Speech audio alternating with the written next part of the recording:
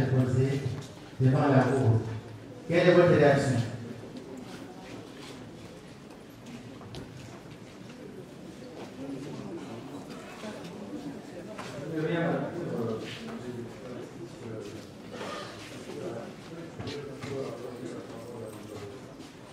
Après sa réponse, il n'a pas de réaction à donner.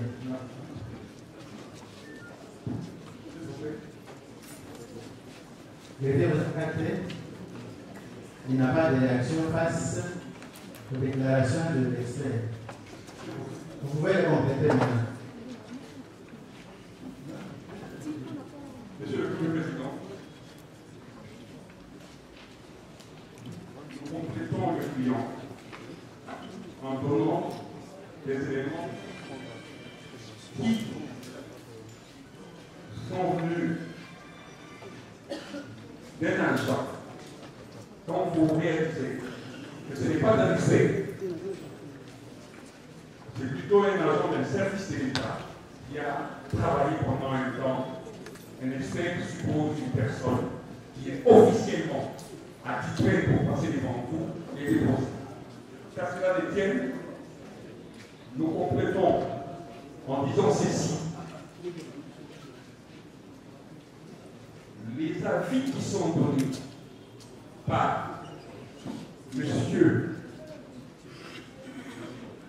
Kaloué, les avis à titre personnel ne peuvent pas emballer la cour, sinon tout le monde passerait ici pour parler de sa vie. Mais en ce qui concerne les éléments relatifs à la loi, nous disons bien. Est-ce que vous pouvez remettre les éléments? Emballer la cour. Emballer la cour. Emporter la conviction, c'est ça? Emporter la conviction, c'est normal. Je ne dis pas que la cour va se laisser, non. Nous disons emporter la conviction. Voilà. Nous évoluons. Si ça dérange la cour, nous la retirons. Sportivement, pas de problème. Alors, nous voulons dire que nous allons réagir du côté collectif des avocats, mais en faisant voir à la cour que le monsieur Kaloué qui a comparé devant vous a donné ses avis personnels sur certaines questions. Là où la loi est claire, le monsieur Kaloué a été très éloigné. Est-ce que vous pouvez nous éviter des répétitions? Vous l'avez déjà dit. Monsieur, nous avons fait 4 heures du temps ici, des répétitions de l'expert. 4 heures du temps. On n'est pas dit 3 heures. C'est bon. Considérez. Allez à l'essentiel. Ok. Allez-y, allez-y. Alors, comme nous avons nos organisations au niveau de collectif, nous passons la parole à Maître Kabila, qui va réagir par rapport aux interventions de M. Kaloué. Il sera complété par Maître Okito, Maître Louis Kabongo. Monsieur le Président, au nom de la proposition, Monsieur le procureur général, je suis content que l'expert ait commencé pour le procès qu'il a dit. C'est un procès c'est pédagogique. Moi, je dirais mieux. C'est andragogique. Parce que la pédagogie, c'est pour les enfants. L'andragogie, c'est pour les adultes. Et ce qui se passe est très, très important. Très important. Et d'ailleurs, dans tous les procès qu'il y a eu, jamais l'arrêt pénal déposé. Je crois que c'est la première fois que l'arrêt pénal déposé. Et c'est très intéressant. Et comme il s'agit des textes de loi sur les marchés publics, il n'y a pas que les textes de loi. Il y a des règlements écrits, il y a des arrêtés, il y a des circulaires, il y a même les décisions du comité de règlement différent. Je vous laisse. Alias CRP. Je pense son contrôle. Je vais essayer de proposer à la haute cour des questions que vous allez poser à l'expert en précision. Et je pourrais aussi aider, comme commission auxiliaire, éclairer la rencontre d'enseigne sur certains points. La première question que je souhaiterais que vous puissiez encore préciser à l'expert, c'est sur le caractère sécuritaire ou non d'une prison. La question est celle-ci. Imaginons qu'on veut construire une prison, c'est le cas en l'espèce. On veut construire une prison à Kisangani. Et qu'on décide de passer par appel d'offres. C'est ce qu'on souhaite éventuellement. Donc on ne passe pas par grève. Que doit contenir le dossier d'appel d'offres, alias DAO? On va parler un peu comme l'a dit tout à l'heure. Si on décide de passer un appel d'offres, que doit contenir le dossier d'appel d'offres? Ma question. Oui, est-ce qu'on peut. Il va répondre à la question. Vous n'avez pas d'observation par rapport à ce qu'il a déclaré. L'observation, c'est ça. Non, vous allez commencer par là. Et après les questions. Je peux aller à l'observation? Oui. Ok, merci.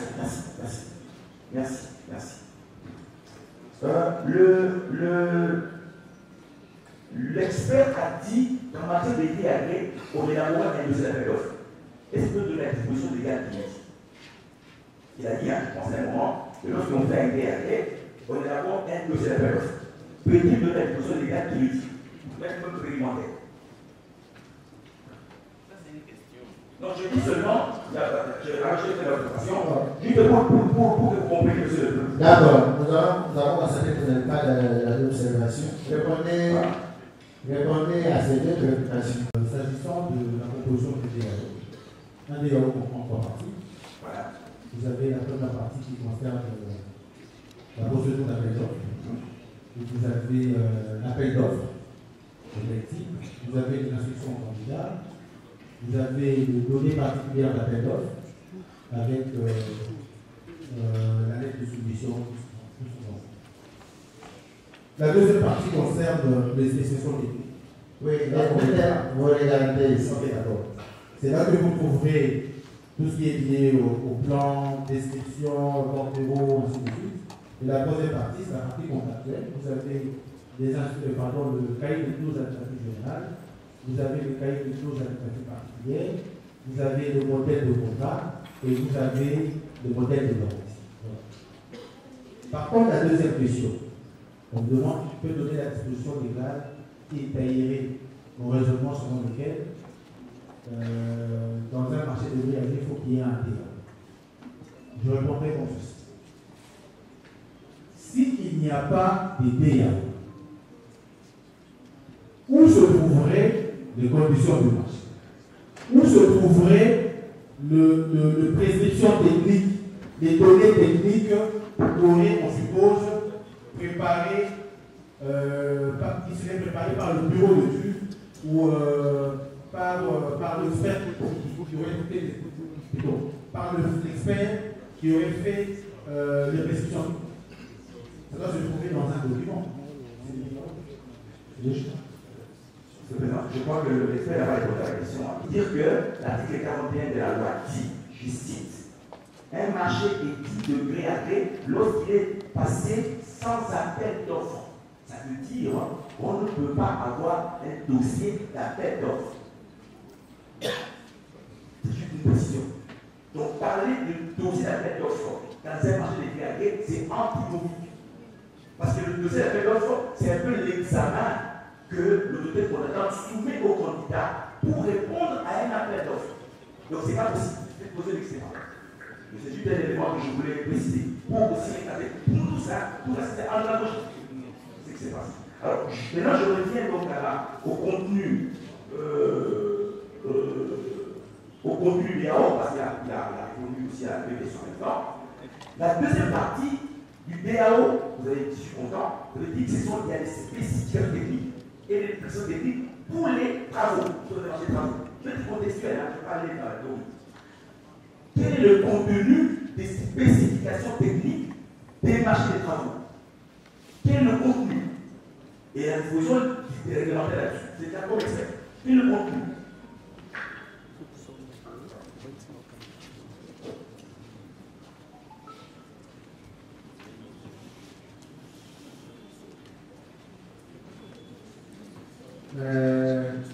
Il va répondre.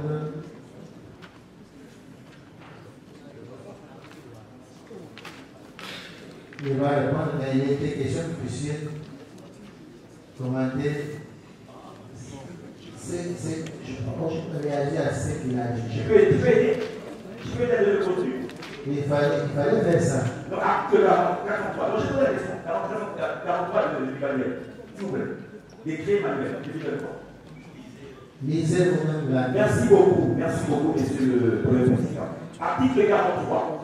Le fascicule du dossier d'appel à la concurrence, en anglais, contient les spécifications techniques des travaux, ne doit au minimum contenir les éléments suivants. Au minimum, lorsqu'on veut construire une puissance, lorsqu'on a l'espèce, voilà les éléments qui doivent contenir le DAO, les spécifications techniques. Premier élément, les informations détaillées concernant les rubriques suivantes. 1. Description et consistance des travaux et des ouvrages. Ça veut dire les dons et plus. Organisation du chantier et travaux préparatoires. Provenance, qualité et préparation des matériaux. Mode de préparation des travaux. Première branche. Deuxième élément, que le dossier des plans et autres données techniques comprenant entre autres un plan de situation indiquant l'emplacement du site en rapport avec la géographie locale. Une note de calcul et un cahier de plans généraux et détaillés de construction permettant aux citoyens de répondre, de comprendre le type et la complexité des travaux envisagés et de pouvoir chiffrer le modèle de prix unitaire et estimatif. Une indication des principales voies de communication et réseaux divers. Eau, électricité, drainage, téléphone. Je pose la question, parce que c'est ce que dit l'exposition. Vous pensez, vous en tant qu'expert, vous avez posé la cour, la question est passée à la cour, vous pensez qu'en âme et conscience, là je demande grâce à la vie, vous avez demandé aussi la vie à moi. Est-ce que vous l'avez demandé? Il pense vraiment qu'on peut mettre à disposition de tout le monde, en dossier d'appel d'offres, les plans d'une prison, en passant par appel d'offres. C'est la question que je vais vous poser à la Cour va faire observer ceci. Vous n'êtes pas opposé à l'expert. C'est maintenant une affaire entre parti prévenu et expert. Non. L'expert est intervenu pour éclairer la vision de la Cour. Et vous aussi, vous réagissez en fonction de ce qu'il a déclaré. Ce n'est pas que ça devient comme si vous étiez opposé à l'expert. À cela ne tienne, il peut répondre. Merci. Vous ne devez pas acheter le DAO, peut venir le consulter. La vie d'appel d'offres le dit. On dit, toute personne intéressée peut venir consulter le DAO qui comprend en troisième partie les plans d'une prison avec les drainages, sous-traits et tout ça.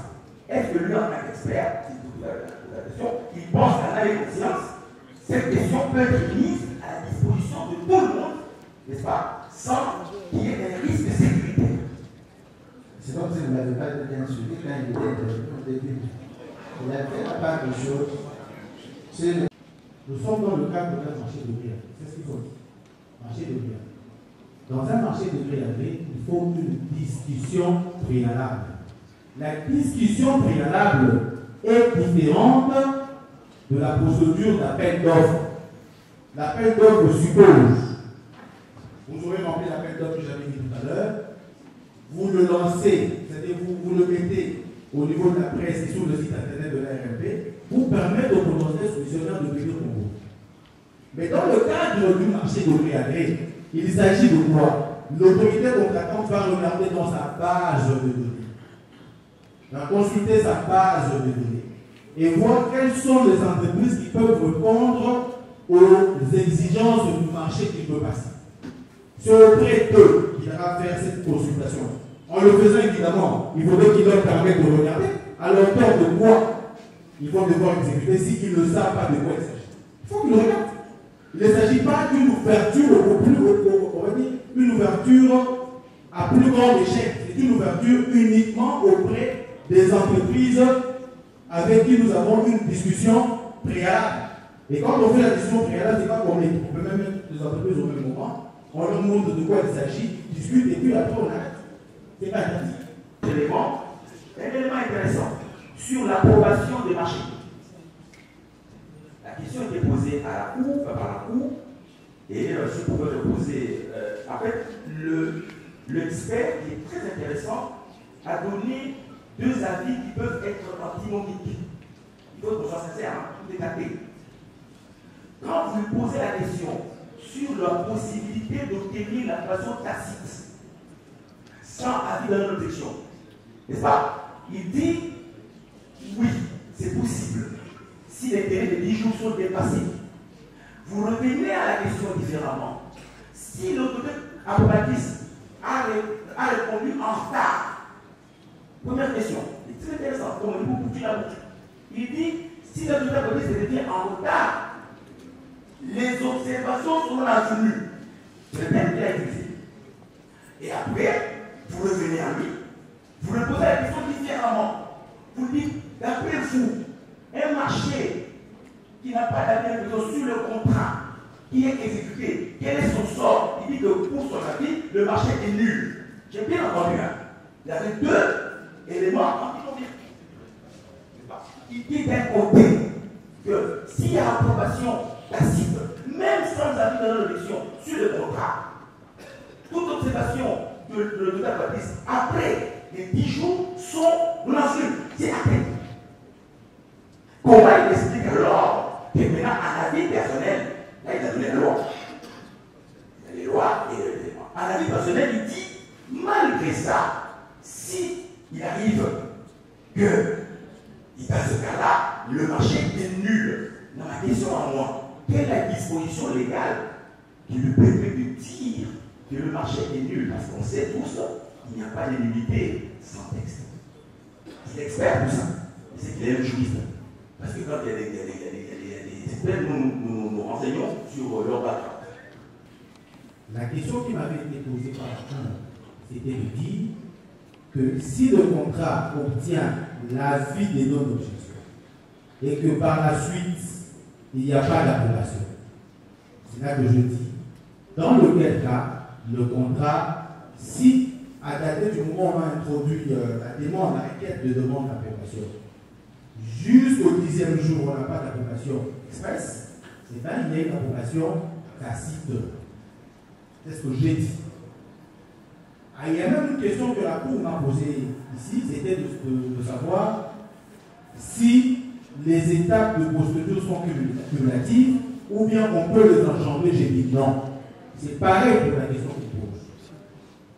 Si vous n'avez pas d'approbation, l'avis de non-objection sur le projet de loi, il n'y a pas d'avis de non-objection sur le projet de loi, vous obtenez ce qu'on appelle l'approbation tacite. Revenons à l'étape 6. Si vous n'avez pas l'avis de non-objection sur le projet de contrat, vous allez voir l'autorité approbatrice en temps normal. L'autorité approbatrice va vous renvoyer pour accomplir l'exigence liée à l'obtention de l'avis de non-objection sur le projet du contrat. Donc, si vous n'avez pas la non-objection sur le projet du contrat, vous obtenez ce qu'on appelle l'approbation tacite. Alors qu'en temps normal, on vous aurait demandé de l'obtenir, et bien là, je le dis et je le confirme, ce contrat-là, il est nul. Il est nul pourquoi? Pas parce qu'il y a une disposition de la loi, mais parce que tout simplement, la non-objection, le travail que devait faire l'organe de contrôle a priori, n'a pas été fait. Ça serait plus facile pour tout le monde. On s'arrange lorsque l'autorité approbatrice voyage, c'est à ce moment-là qu'on introduit la demande d'approbation et on obtient l'approbation tacite, on dit j'ai l'approbation. C'est trop facile. C'est trop facile. Même en tant qu'auditeur, ça ne passera pas. C'est impossible. Je vois que je n'ai pas vu le texte, hein, donc j'ai compris qu'il n'y a pas de texte de loi qui le permet. Alors, la question c'est. Oui, allez, c'est merci, donc il n'y a pas de limité sans texte, c'est clair. La seule limité est prévue par la loi, par la sortie d'un jour. La question est posée très pertinente. La question sur est-ce qu'on peut modifier un contrat? Le compte, c'est intéressant. Est-ce que l'autorité contractante peut, par lettre simple, modifier une clause du contrat, en l'occurrence, le numéro de compte de paiement. La question est posée par la Cour. N'est-ce pas? Et la réponse de l'expert, c'est de dire non. C'est pas possible. Moi, je lui pose la question différemment. Qu'est-ce qu'il pense des offres de services en marché public? Quel est l'objet? C'est le choix. C'est quoi les offres de services en marché public? Et non des services. Oui, je réponds. D'abord, rectificatif. Lorsqu'on m'a posé cette question, j'ai dit oui. Et j'ai même précisé en parlant du nantissement pour dire que sa propre banque peut refuser de vous donner la somme que vous exigez. Il n'est pas impossible pour vous d'aller auprès d'une autre banque et nantir votre contrat, dans lequel cas on peut modifier le bureau de compte. C'est ce que j'ai dit.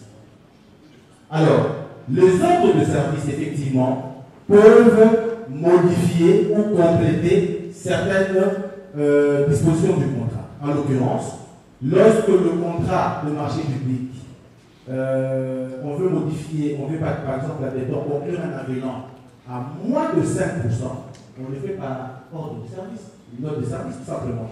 Mais quand le montant du contrat est au-dessus de ce 5%, il faut récupérer par la DSTP, parfois l'avenant, tout simplement. Non, non, la nuance, c'est que ce n'est pas le contrat qui est. Non, c'est l'entendement. Donc, c'est que l'expert dit, il peut arriver que l'autorité contractante puisse modifier unilatéralement le contrat par ordre de service s'il n'y a pas un impact financier supérieur à 5%. C'est ce que ça veut dire. Donc, ça veut dire que l'AC peut, par acte postérieur à la signature du contrat, modifier une clause du contrat qui n'est pas substantielle. Éventuellement, c'est ça qu'il faut quand même le dire. Et à l'exposition, peut-être que pour les traits de la discussion, c'est prévu dans le manuel de procédure. N'est-ce pas? À partir de l'article 187, un peu suivant. Ça, c'est un élément. Donc, ce serait bien de, monsieur le Président, qu'on a le même entendement. Un autre élément. S'il vous plaît, adressez une préoccupation. Vous dites les offres de services peuvent modifier ou rectifier le contrat s'il n'a pas un impact financier de 5%.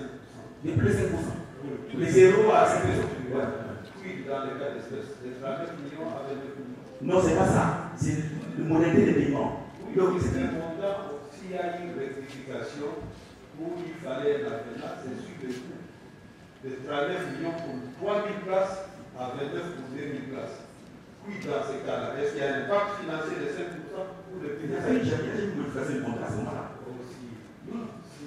Si la question a été posée, c'est dans ces cas. Parce que la directrice générale de la DCMP a dit qu'il fallait qu'il y ait un autre avenant. Du moment où il avait obtenu une autorisation spéciale pour 39 millions, et en revenant pour les élèves, il fallait qu'il y ait un autre contrat et qu'on soit aussi une autre autorisation spéciale. C'est dans ce cas. Je peux répondre à oui, très intéressant. Là, je voulais même poser la question différemment, comme que je puisse aider à c'est le prévenu qui répond. Absolument. Excusez-moi si elle me permet. L'autorisation spéciale. L'autorisation spéciale. Si vous autorisez, vous le faites. Parce que vous n'avez pas été quand il a fait. Je peux faire. Merci. L'autorisation spéciale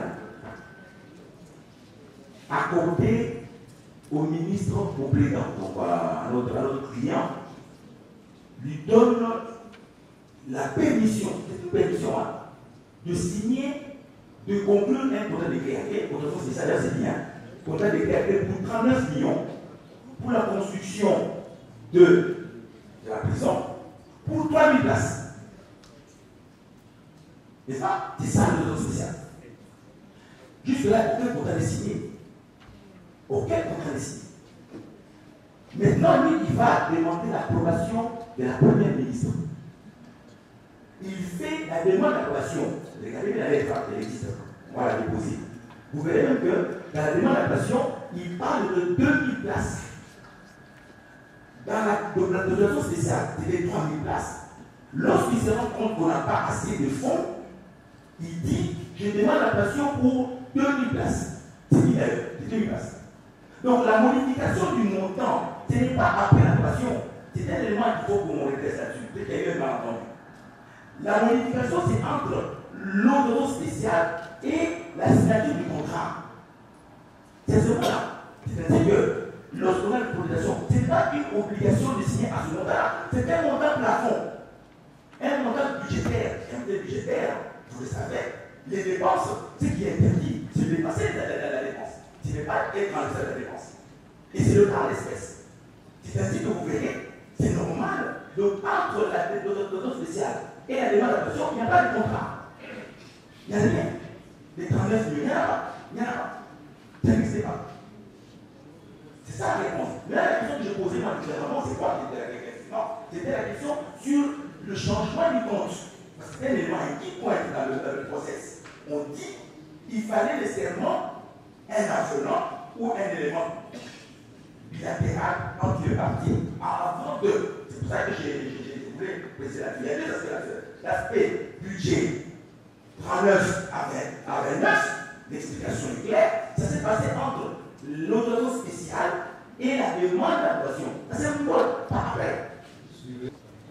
Est-ce que vous pouvez répondre oui. Je prendrai les dispositions de l'article 137 du décret 23/12 du 3 mars 2023 portant la nouvelle procédure de la loi de procédure de marché public. L'article 137 dit le marché de gré à gré des travaux, fournitures, services et prestations intellectuelles donne lieu à des contrats écrits rédigés selon le modèle standard émis par l'autorité de régulation du marché public. Et c'est là que je dis, ce modèle-là, l'ARMP ne l'a pas encore élaboré, puisque nous sommes en cours de la mise à jour. Mais toutefois, voilà ce qui est fait de dire la suite de la disposition. Sans préjudice des dispositions de l'article 48 de la loi relative au marché public, les contrats de gré à gré contiennent les mentions obligatoires suivantes. Ces mentions obligatoires sont des mentions qui sont reprises à l'article 48 de la loi. Sinon, on sera en train de nous dire que chacun peut se recueillir un bon matin. Il est d'accord sur son contrat de gré à gré comme il veut. Il faudrait que, même si vous l'élaborez comme vous voulez, puisqu'il n'y a pas encore de document standard dans ce cas, mais que l'on retrouve les 20 mentions obligatoires contenues à l'article 48. Marché et des marchés publics, en sigle CGPLP. Effectivement, l'expert était assez pertinent pour rappeler les dispositions de l'article 13 de la loi. Je vais la prendre dans l'alinéa premier. La gestion des projets et la préparation des marchés sont assurées par l'autorité contractante qui dispose en son sein d'une cellule de gestion des projets, non, une cellule de gestion des marchés publics et des services. La question maintenant que je la propose aux consultants, quelle est la composition de la cellule de gestion des projets et des marchés publics? Parce que c'est important. Quelle est la composition? Quels sont les organes de la cellule de gestion des projets et des marchés publics? Oui, expert, vous pouvez répondre. Merci beaucoup. À cette question, je me servirai du décret numéro 10 par 32 du 28 décembre 2010 portant création, organisation et fonctionnement de la cellule de gestion des projets et des marchés publics. La cellule de gestion de projets et des marchés publics, à l'article 1er, on vous dit qu'elle est placée sous. Non, article 1er alinéa 2. Elle est placée sous l'autorité de la personne responsable du marché. C'est-à-dire celui qui représente l'autorité contractante. C'est la personne responsable du marché. Elle comprend en son sein deux organes. Il y a la commission de passation du marché et il y a les secrétariats permanents. Je vais prendre des dispositions pour expliquer l'ensemble de ces organes. Je vais prendre l'article 11. On vous dit 10, pardon, 10. Je vais la question Qui va prendre? Qui va prendre? Monsieur le Président, je pose la question quelles sont les organes, je n'ai pas dit quelle est la décision. Ah, ok, d'accord. Donc vous avez la commission de passation de marché et vous avez le secrétariat permanent. Non, il y a un organe d'abord. Il y a la PRL. J'ai dit PRL qui chapeaute la structure de gestion de projet. C'est pas qu'il y a l'entreprise. Mais il n'y a pas. Il n'y a pas. Vous voulez montrer comment vous connaissez le marché public? Ils ne sont pas là. Si vous voulez aller convoquer une conférence, il a obtenu l'autorisation spéciale. Sans aller dans le justice. Oui, mais il y a une autre, c'est séquentiel. Hein. Il y a la élection, il y a l'autorisation spéciale sur le spécial. Et puis après, il n'y a pas de non-élection sur le contrat. Mais c'est possible. Ce que je veux dire d'abord, c'est que au moment de l'autorisation spéciale, on n'a qu'une requête. On n'a pas de contrat, on a une requête. C'est une requête que l'autorité contractante adresse à l'organe chargé de contrôle particulier et dans laquelle requête, il justifie en se basant sur les dispositions de l'article 42 d'une condition. Si ce contrat a rempli ces conditions-là, il vante l'autorité contractante, elle vante l'activitaire du marché sur base de son expérience, de ce qui s'ensuit, et à la fin, elle sollicite cette autorisation spéciale en indiquant le montant du marché qui veut passer et l'objet du marché. C'est une requête. Il faudrait que dans la motivation de cette requête, qu'on puisse répondre à une des conditions énumérées à l'article 42 de la loi. Alors, quand la requête est acceptée, on vous donne une autorisation spéciale. Quand vous avez une autorisation spéciale, c'est à ce moment-là qu'on prépare le projet du contrat. Parce que c'est un marché de réel.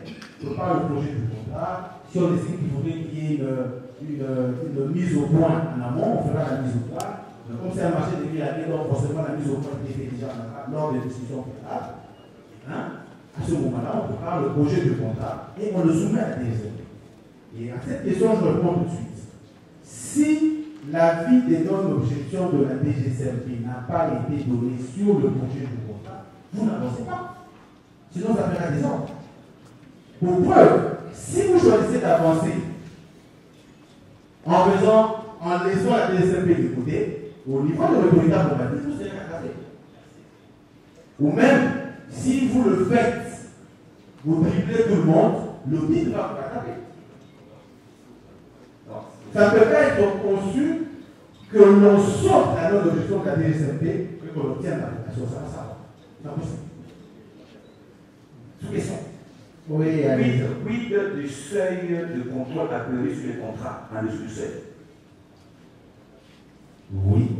Là maintenant, c'est une subtilité. Dans la mesure que, je vous avais dit tout à l'heure, que quand vous atteignez 200 millions de francs congolais, vous lancez un appel d'offres. Maintenant, entre le 200 millions qui constitue le point de départ de l'appel d'offres, il y a un seuil, je crois, entre 200 millions et 400 millions pour le travaux. Pour les travaux, ça peut être les ADF.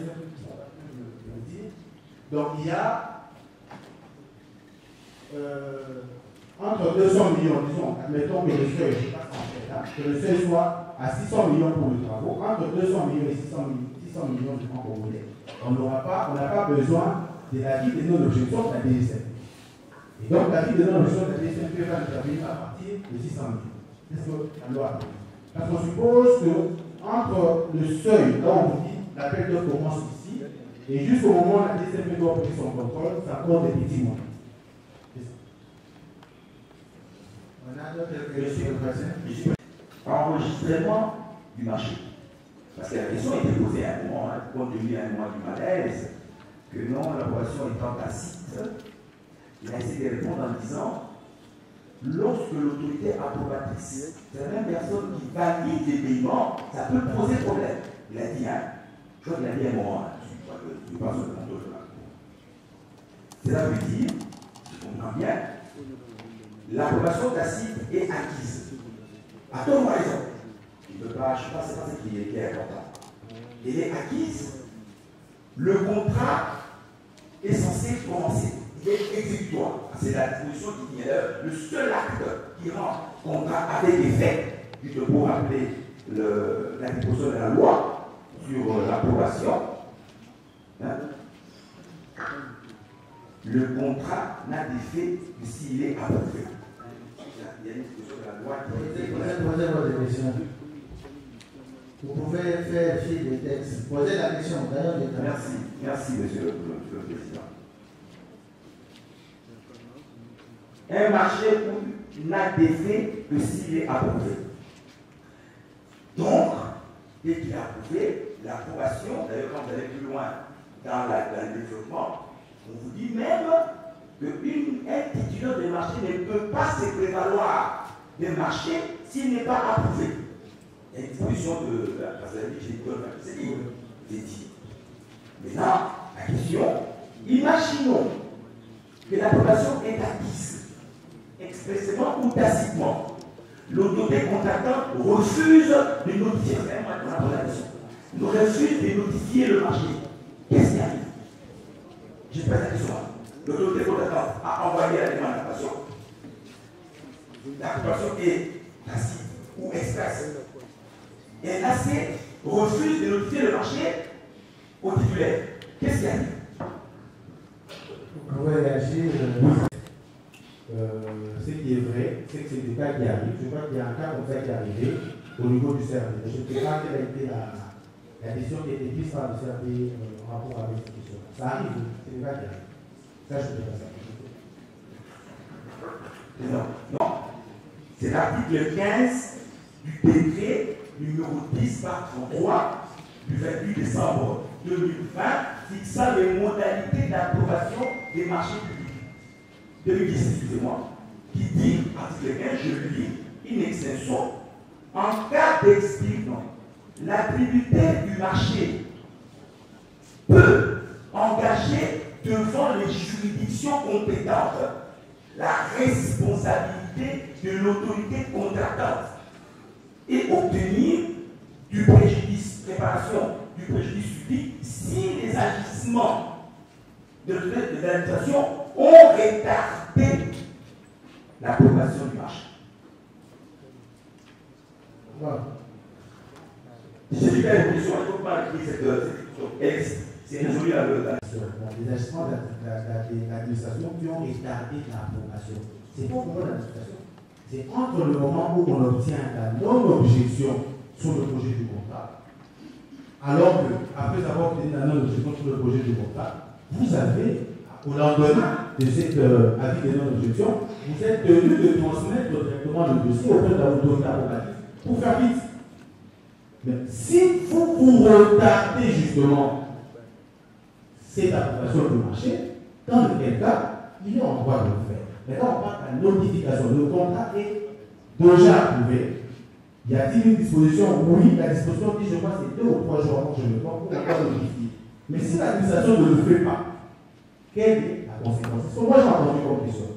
Et à cela, je dis, je ne vois pas de disposition qui me disent. Parce que là, on parle du timing qui va entre l'avis de non-objection sur le projet du contrat et que le fait que l'autorité contractante doit agir rapidement pour obtenir l'approbation. C'est bien dit. Si les agissements de l'administration ont retardé l'approbation du marché.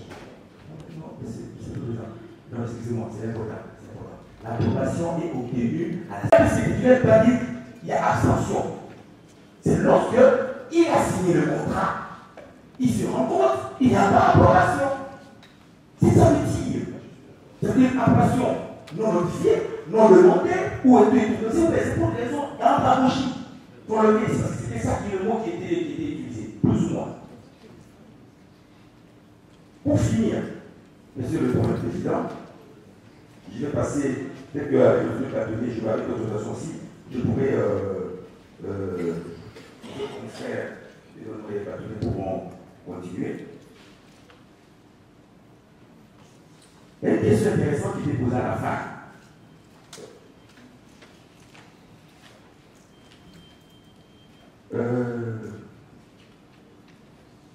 Une question vraiment de mémoire, hein, des mémoires de lui, le leader.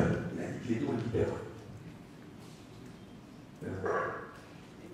À son avis, c'est pas un avis de technicien, 15 ans d'expérience, existe-t-il un marché où il n'y a aucun vice de procédure? Lui a fait le deux, on va étaler le deux. Aucun vice de tout équilibre. Je ne dis pas de la RDCA. Je pose la question, c'est le plus facile pour poser la question. Regardez dans les cabinets extérieurs, est-ce qu'il existe des marchés systématiquement où c'est clean? S'il y en a, quel peut en être le pourcentage? Ça veut dire qu'il n'y a pas d'irrégularité, rien, absolument rien. Le délai des 15 jours pour les enfants a été respecté. Le budget, tout est OK. Le délai d'exécution, OK, c'est très possible. Vous pouvez réagir? Oui, merci beaucoup. La réponse est non. Pardon. Non, dans la mesure que l'on ne peut pas, du temps que j'ai passé à l'ARP, du temps que j'ai fait l'audit, il n'y a jamais eu de procédure de cassation de marché qui soit parfaite à 100%. Non. Maintenant, ça dépend de ce qu'on va appeler des vices des procédures. De vices minimes, on en trouve. De vices, on va dire, substantiels, on en trouve aussi. Donc, à cela, c'est vrai, oui, il n'y a pas de procédure de cassation qui soit absolument parfaite. Merci. La non-juridiction, c'est aussi l'université de droit. Parce que ce qui est dit ici à les étudiants qui nous regardent. La question que j'aurais souhaité qu'il vous la poser à l'expert, c'est de faire la différence. Est-ce que le marché public est du contrat administratif ou contrat d'administration? Parce que cette différence peut nous aider à comprendre après les programmes exorbitants dont vous pouvez disposer de l'autorité administrative. Ça nous rapporte quoi dans le cadre de ce procès? Dans le cadre de ce procès? Oui, dans le cadre de ce procès. Parce que ça nous rapporte quoi? Non, ça nous rapporte parce que la nature du contrat détermine les pouvoirs des titulaires ou des parties. Et la compétence aussi. Parce que l'autorité administrative, c'est une partie présente dans ces contrats administratifs. Lorsque vous posez cette question, vous avez une idée de la réponse. Merci. Quelle est la nature de ce contrat? C'est un contrat administratif par excellence. C'est dans ces contrats administratifs, Monsieur le Président, vous savez très bien que la différence entre les contrats administratifs et les contrats de l'administration réside que dans les contrats administratifs, la partie administrative, en l'occurrence le ministre, dispose de prérogatives exorbitantes au droit commun des obligations. Entre autres, le pouvoir de modifier inévitablement les contrats, le pouvoir de sanctionner la partie contractante et le pouvoir de résilier les contrats. Parce que si on se met d'accord sur le pouvoir dont dispose la partie administrative dans ce contrat, peut-être une partie de la réponse sera donnée par rapport à d'autres hésitations dont la Cour manifeste encore dans cette affaire. Deuxième question que je peux demander à notre expert. Tout à l'heure, il a soulevé un point très important pour nous parler de la nullité du contrat. On fait la démontrer qu'il n'y a pas de sans texte. Est-ce que peut-il nous dire quelle est l'autorité qui est compétente à constater cette nullité? Cette nullité est absolue ou relative? Parce que si la nullité est relative, Monsieur le Président, ce sont des notions préfigurées de droit. Elle peut être couverte par les consentements des parties. Peut-être l'expert peut nous répondre pour nous dire quelle est l'autorité qui est compétente à constater. Est-ce que l'autorité publique elle-même, partie au contrat, qui constate que non, il y a une nullité, j'arrête, ou bien l'autorité approbatrice qui doit revenir pour vérifier, ou bien c'est la partie, ou bien c'est vous, Monsieur le juge, à quel moment, à quelle phase de la procédure cette nullité peut être constatée? Sur le révision, effectivement, c'est un contrat administratif. C'est vrai que la PRM a des pouvoirs exorbitants, mais la subtilité de la loi relative au marché public et d'exploitation fait qu'il a des pouvoirs exorbitants, mais il devra le faire censurer par l'organe de contrôle a priori.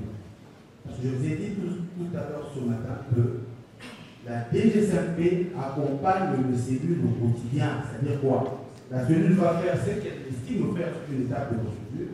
Pour passer à l'autre étape, elle doit faire sanctionner ce qu'elle a fait dans l'étape précédente au niveau de la DGCRF.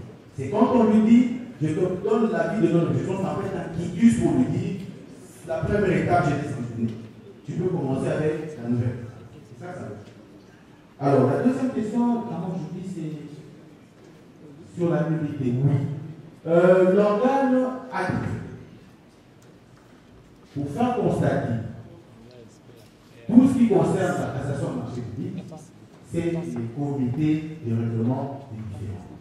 Et le comité de règlement des différends, lorsqu'on est au stade de la passation de marché public, il prend des décisions qui ont ce qu'on dit des effets erga omnes, donc opposables à toutes les parties.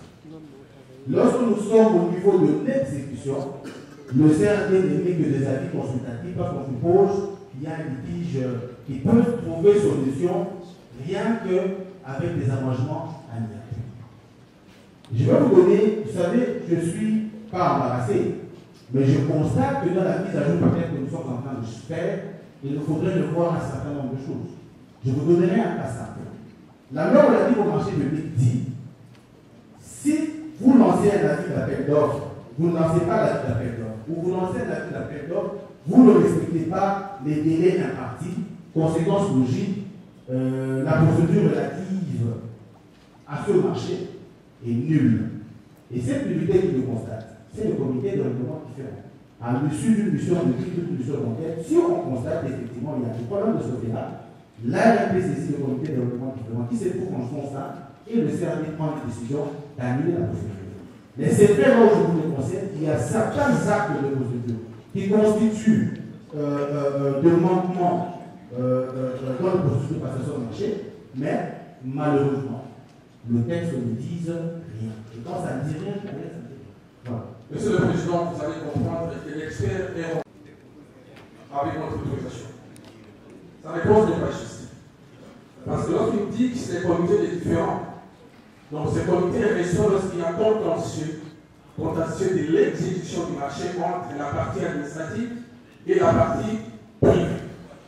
Par contre, ici, la partie privée ne peut pas ramener l'autorité administrative devant parce que le contrat semblerait, d'après lui, d'après la loi, est nul. Donc il n'y a pas de différence entre l'autorité administrative et la partie privée. Ce n'est pas des comités différents. La loi n'est pas.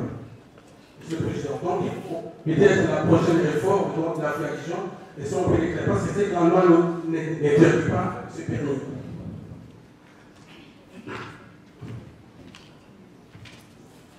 Monsieur le Président, nous sommes ici, c'est pour parce que nous avons suivi beaucoup d'explications pertinentes de la part de l'expert. Bon, cela nous revient à dire, Monsieur le Président, si le ministre, qui est l'autorité adjudicatrice dans le marché public, dispose des prérogatives exorbitantes au droit comme les obligations, cela veut dire que la correspondance que le ministre a envoyée peut-être ne considère pas qu'on est dans un set de même contrat. Il n'y a pas de contrat. Parce que l'autorité administrative qui a ramené la somme d'un bon gestionnaire de l'État, au lieu de payer 39, il a ramené en 29 fonds de déficit qui étaient disponibles en matière sur les disponibilités financières, les 39 en 29. Ce qu'il a fait, ce n'est pas un nouveau contrat, c'est le seul et le même contrat, mais il a seulement utilisé le pouvoir exorbitant qui sont reconnus en matière de marché public. Et ce que j'aurais souhaité que notre expert apporte cette précision, bon, peut-être qu'il n'a pas été à la hauteur de nous apporter. Je me suis retrouvé avec ces questionnaires de 57, mais qui est réduit à 12. La première question, c'est de savoir si M. Kaloumé, si devant expert, peut nous dire si la base des données à laquelle se réfère le secrétaire permanent, la commission de gestion de marché, est-ce que c'est une exigence de la loi? Si elle est telle quelle en est la base légale? Parce que la construction ici, c'est de nous dire, face à l'idée d'avoir un marché de gré à gré, on est censé avoir préalablement une base de données avec des éléments des entreprises qui œuvrent dans les secteurs. Donc, est-ce que c'est une exigence légale? Et si oui, quelle en est la base légale? Ça sera la première de 12 questions. Vous pouvez réagir? Oui, je réponds tout de suite. Qui fait la plateforme de marché public? Le sait. Plus nous passons de marché, c'est-à-dire ceux qui sont dans les cellules de gestion de projet de marché public, plus ils passent au marché, plus ils savent quelles sont les entreprises qui ont été sérieuses, qui ont été exécutées normalement, et ceux qui ne l'ont pas fait. Parce qu'à la fin, après l'exécution d'un marché public, il y a toujours une attestation qu'on délivre aux entreprises. Alors, quoi de plus normal que lorsque l'on veut, on va dire comment là, opérer une construction de grande envergure, que l'on consulte d'abord les entreprises avec lesquelles nous avons des habitudes, pour voir si cette entreprise peut exécuter. Quand j'ai dit avoir des habitudes, dans le sens de dire que des entreprises qui ont la connaissance dans le domaine du marché, au niveau de notre propre base. Si nous ne l'avons pas, on va consulter la base de données des autres CGPM. Il n'y a aucune disposition qui le dit. Aucune. Mais ce qui est vrai, c'est comme ça que l'on procède.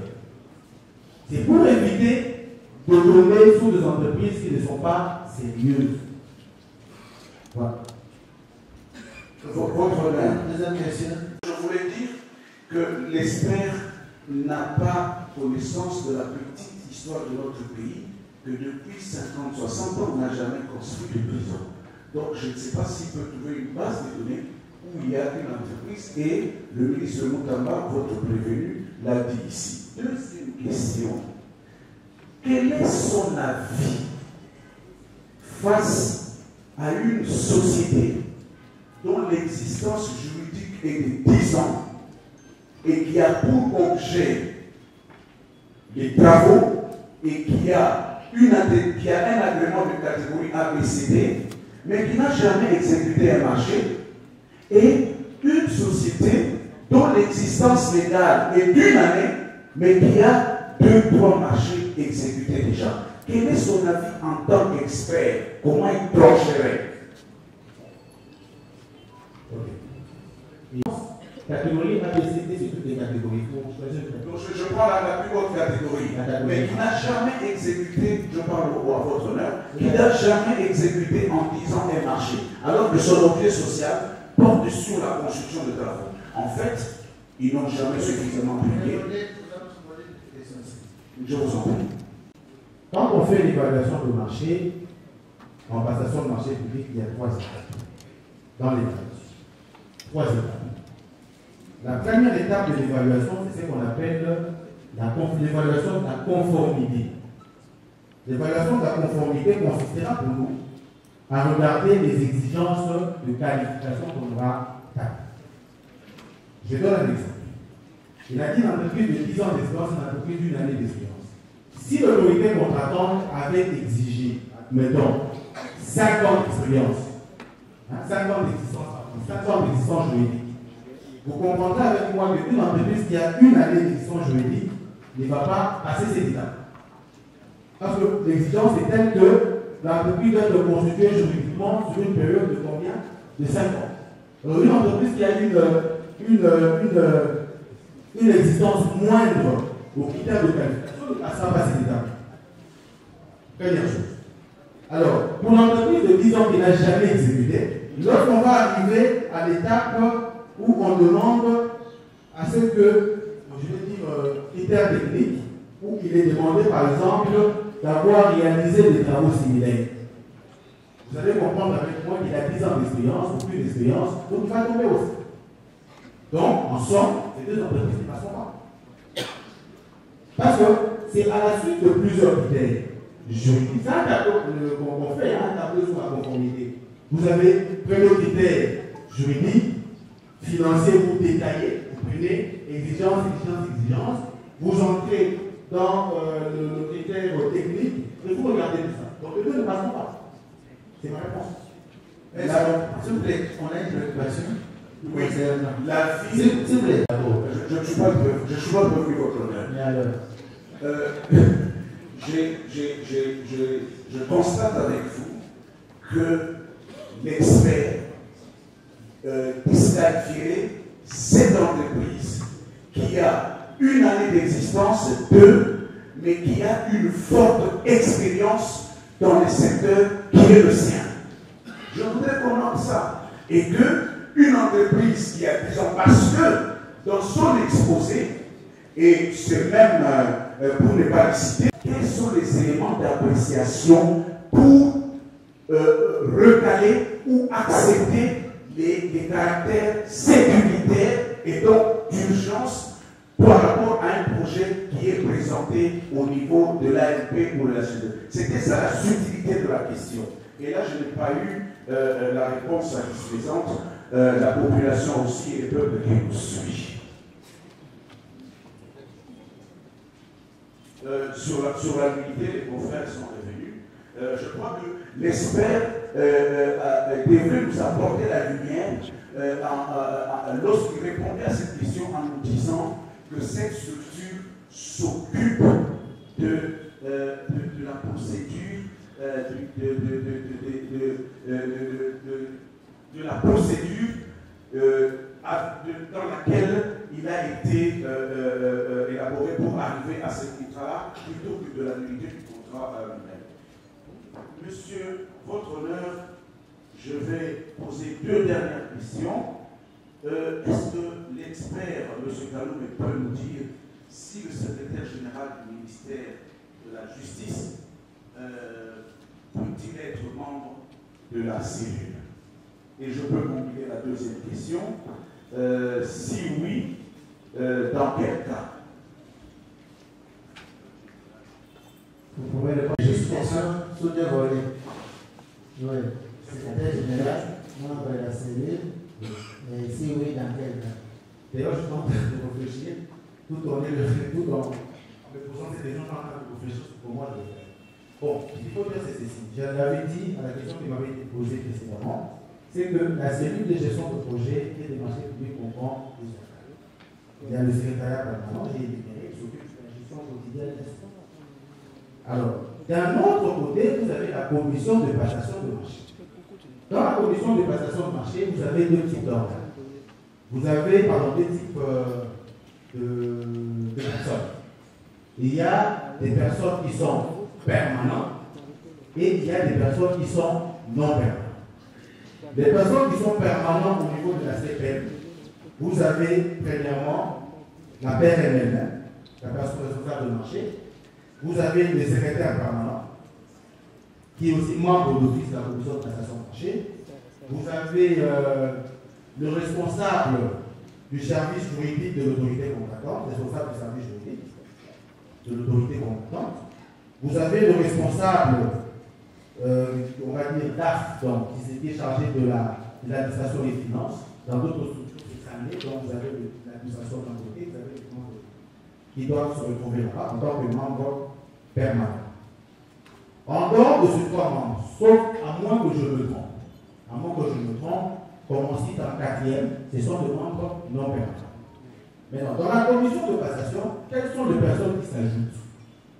C'est le service bénéficiaire de l'autorité contractante, c'est-à-dire le service bénéficiaire du marché. Par exemple, comme j'ai compris qu'il s'agit de la prison à Saint-Denis, je crois que ce sera plutôt le monsieur qui décide, le secrétaire, je ne sais pas comment on le chef de division. Je ne sais pas si à la tête il y a quelqu'un, mais si c'est lui le chef, le plus grand chef au niveau de Saint-Denis, eh bien, il sera membre de la commission de passation de marché public en tant que service bénéficiaire du marché. Et puis, on prendra aussi un expert du service bénéficiaire qui en fera partie. Et puis, il y a un expert de la cellule de gestion de projet des marchés publics qui n'a pas participé aux travaux en amont de cette évaluation, qui fera aussi partie de la commission de passation de marché. Alors, quand on me pose la question de savoir où se situerait la PRM, je crois que la réponse, nous l'avons tous. On a cité ceux qui doivent être là, et je ne sais pas, je ne vois pas où se situerait la PRM. C'est vrai que la cellule de gestion de projet des marchés publics est administrative. C'est une cellule administrative qui est logée au sein du secrétariat général. Ce n'est pas dans le cabinet, mais dans le secrétariat général, et la PRM en est responsable. Ce qui fait que du coup, j'ai vu ça avec le collègue que j'ai cité, qui travaillait au ministère de l'Intérieur, qui, lui, ses documents de marché, c'était à l'époque d'un ministre de l'Intérieur qui était passé, il allait directement avec ses dossiers pour rencontrer le ministre, parce que, autrement dit, les secrétaires permanents sont outre mesure, si on peut le dire par déduction. Je dis par déduction, je n'ai pas dit que c'est dit dans la loi, par déduction, ce sont des conseillers du ministre en matière des marchés publics. C'est ce que je voulais dire. Donc vous dites que les membres de la CEDEC ne sont pas du cabinet du ministre? Non, non. Ils sont dans le secrétariat général. C'est des administratifs. Ce n'est que des administratifs. Mais c'est vrai, hein, il faut le dire aussi, il y a une subtilité, c'est vrai aussi, que lorsque le secrétaire permanent transmet le contrat, le projet du contrat au ministre, ce n'est pas le ministre qui va le lire. Il a ses services juridiques au niveau de son cabinet. Il demandera à ses services juridiques de le lire avant qu'il les signe. Parce qu'il en garde sa responsabilité. Justement. Mais le travail, il est fait au niveau du secrétariat permanent. Voilà. Il a répondu à vos préoccupations. Non, pas du tout. Merci, merci. Alors, je passe la parole au confrère. Non, ce n'est pas vous qui passez la parole. Avec votre permission. C'est la Cour qui a compétit. C'est pas facile de parler après tout le monde, que les brillants confrères qui m'ont précédé ont pratiquement balayé toutes les questions, mais je viens quand même partir d'une question, peut-être qu'il donnera lieu à une deuxième. Ma préoccupation est la suivante, sachant que le parquet a fait un chef d'accusation. Et pour le parquet, notre client de défendant aurait passé les marchés de gré à gré en se passant du secrétaire permanent. Alors, je vous reviens un peu sur la question, parce que cette question a été posée à notre expert. C'est vrai, l'expert a dit répondre à beaucoup de questions sûrement, mais à un certain moment, on lui a posé cette question. La réponse qu'il a réservée à l'autre cours, il a dit, je ne sais pas. Donc cette question est quand même lourde, parce que nous voudrions qu'il nous dise. En se passant du secrétaire permanent, est-ce que cela entache-t-il le contrat signé? S'il dit oui, quelle est cette disposition qui prévoit cela? Ça, c'est la première question, comme je disais.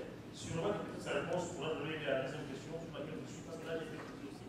Si jamais sa réponse ne satisfaisait pas, cela pourra peut-être me pousser à réfléchir sur la deuxième question. Oui, j'ai compris cette question. Je l'ai dit tout à l'heure ici. C'est maintenant. Dans mon tisou.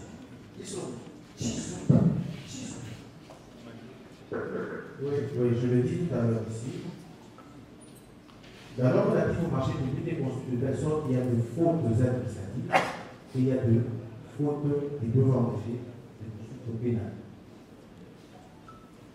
J'ai éclairé peut-être la petite expérience de juriste, puis c'est ce que les experts le font au quotidien. C'est à eux de voir. Si les éléments constitutifs d'une infraction en rapport avec le fait de se passer de son secrétaire permanent existerait, c'est à eux de voir. Mais ce que moi je dirais, je l'ai dit tout à l'heure ici de Marco, c'est une faute purement administrative. Purement administrative, pourquoi? Parce que il y a un texte de loi qui dit de manière claire et nette que la passation du marché public ne se fait qu'à travers la cellule de gestion de projet au marché public, qui sont des personnes que l'autorité de régulation en marché public, a suffisamment investi en le formant pour qu'il soit adhéré et qu'ils arrivent à faire face à toutes les procédures de passation de marché public sur lesquelles on leur demande de travail. Alors, se passer d'un secrétaire permanent crée énormément de risques. Il faut l'administratif, c'est parce qu'il y a une infraction, il appartient au ministère public de pouvoir. Mais ça crée quand même énormément de risques, beaucoup de violations. Voilà. Vous avez. Parce que le PV indique que le 6 juin, c'est le 6 juin que vous avez été entendu au niveau du parquet général. Alors, lorsque 3 jours plus tard, vous vous réveillez, vous écrivez au ministre des ITP, comment justifiez-vous cette réaction tardive? Un repentir actif, vous vouliez vous dévanner ou c'était une certaine façon de vous justifier? Vous avez la parole. Merci beaucoup, Monsieur le Président. Je remercie également l'expert pour d'abord sa disponibilité, mais également pour la clarté de ses réponses. Et vous également, je vous remercie pour la question. En fait, comme vous l'avez observé, la lettre que j'ai rédigée, c'était au mois de mai, début mai. Ce n'était pas au mois de juin. C'est au mois de juin, effectivement, que je suis surpris par la pénalisation du processus. Parce que pour moi, lorsque Sénaref intervient de cette façon, j'étais moi surpris. Parce que la coutume voudrait évidemment immédiatement les éléments. Donc, de ce point de vue, le dossier suivrait son cours normal. Merci. Donc, c'est même pas au mois de juin. Il semble que c'est le 21 mai que le cabinet du ministre a réceptionné. Donc, je crois que quand moi, ministre, je signe une lettre, il y a tout un service pour pouvoir évacuer la lettre. Parfois, ça prend du temps. Par exemple, le secrétaire général aurait reçu sur le mois de juin, pourtant c'est la même lettre. C'est pourquoi j'avais insisté que si nous avions eu le temps au niveau du parquet, s'il y avait une confrontation, on n'essaierait même pas des gens ensemble. Parce qu'il y avait tout un processus qui était en cours. Merci. Ce que la Cour voudrait comprendre, c'est votre comportement. Le 6 mai, vous saviez déjà que le fonds était saisi, parce que à cette date-là, vous écrivez une lettre au responsable des Sénaref en réaction à une lettre qu'il a adressée, que ce dernier a adressée au Premier ministre. Alors, cette réaction tardive, tout ce temps-là, vous ne vous souciez pas d'informer votre collègue. Mais lorsque vous apprenez que les fonds sont saisis, directement vous vous adressez à votre collègue à l'époque pour demander des experts, tout en sachant que le fonds était saisi. C'était à quelle fin? C'est comme je l'ai dit, j'ai répondu à cette question. En fait, le processus de construction est en cours. On ne construit pas la prison le même jour qu'on commence. Donc c'était en cours. Lorsque Sénaref bloque le compte, pour moi, c'était pour des vérifications. Et même la lettre qu'il adresse à la première ministre, il veut vérifier, évidemment, puisqu'il doit s'assurer qu'il ne s'agit pas de blanchiment de capitaux. Et donc, les processus étaient en cours. Et il était question, évidemment, que nous faisons cette séance de travail avec Sénaref, puisque après, ce serait transféré à la justice, des tentatives ou des gouvernements. En fait, de gestion de dossiers des marchés publics, quand vous passez de 39 millions à 29 millions, avez-vous autorisé une nouvelle autorisation spéciale? On a déjà répondu à cette question. Ok. Et lorsque, est-ce que avez-vous obtenu une autorisation de l'avis de non-objection lorsque vous décidez d'attribuer le contrat à Sion? Avez-vous obtenu l'autorisation de non-objection? On a déjà répondu à cette question. Oui. Voudriez-vous rappeler à la Cour la réponse que vous avez donnée? Que l'on a sur la réponse qui a été donnée. Merci. La Cour vous remercie. C'est une façon de répondre. La Cour appréciera. Client, puisque nous nous attendons beaucoup plus à ce que dit la loi. Il a évoqué l'article 20 de manuel de procédure et il nous donne totalement raison. Et que lorsque l'autorité approbatrice a été saisie d'une requête pour donner l'approbation à un marché public et que l'autorité n'a pas agi dans les 10 jours, après 10 jours, il y a approbation tacite. Là, c'est la loi. Mais je n'entrerai pas dans d'autres considérations, puisque même quand il parle de certains dossiers à ce qui concerne les caractères sécuritaires et tout ça, il dit qu'ils sont en train d'élaborer un décret. Ils sont soumis au Premier ministre pour qu'un décret puisse déterminer ce qu'on doit considérer comme un marché qui requiert un caractère sécuritaire, de défense et tout ça. Donc ça nous réconforte, en dépit du fait qu'il y a eu ce qu'il y a eu, ce que je crois que la population est en train de constater. À un certain moment, nos droits comme tels en tant que provenus n'ont pas été respectés, mais nous sommes là pour faire valoir ces droits-là. Qu'il neige, qu'il pleuve, nous sommes là pour ça. Nous voulons à ce qu'il y ait un procès équitable.